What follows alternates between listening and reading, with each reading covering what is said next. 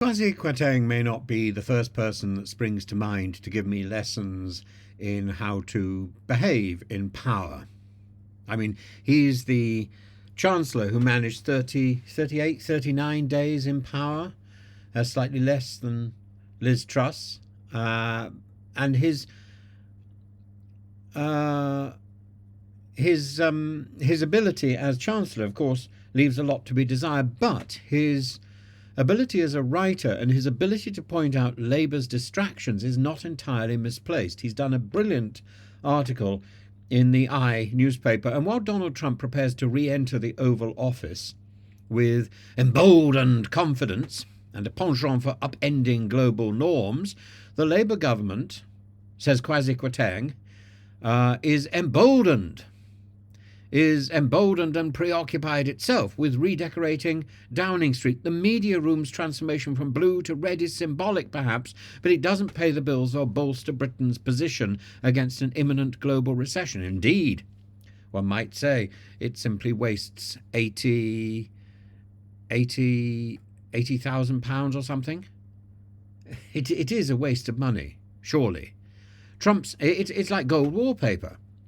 Trump's second term looms larger than his first, emboldened by years, a lot of emboldening going on here, emboldened by years of trial and error. He's poised to pursue tariffs reminiscent of the McKinley era with devastating global repercussions, like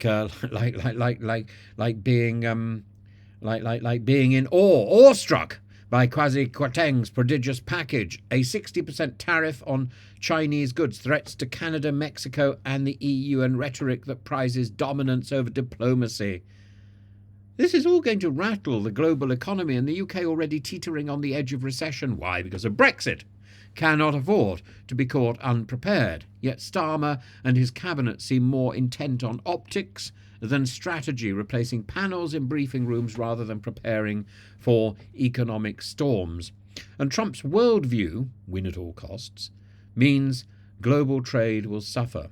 China's GDP could fall by 1%, rippling through Europe and hitting Germany, the Eurozone, and ultimately the UK. And if Trump targets the EU with tariffs, Britain will undoubtedly be squeezed, whether Britain is directly targeted or not. Already vulnerable, Britain, post-Brexit, in the middle of fragile growth strategies.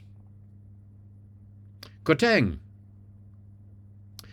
with the prodigious package we all had to celebrate at one point, reflecting on this seismic shift, might well question Labour's focus, and Starmer's government is spending time and money on symbolic acts like repainting the walls, reminiscent of Boris Johnson's infamous cake scandals.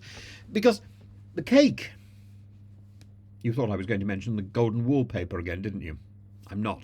Because the cake itself... The cake itself doesn't matter. It reveals a flippant attitude towards what does matter. It wasn't the cake. Let them eat cake, but let them care. And the problem was they were more intent on the cake than on the caring. The colour of Downing Street's walls, like the choice of cake at a lockdown party, betrays priorities. Let them eat cake, fine, but with humility. Let them redecorate, sure, but with focus.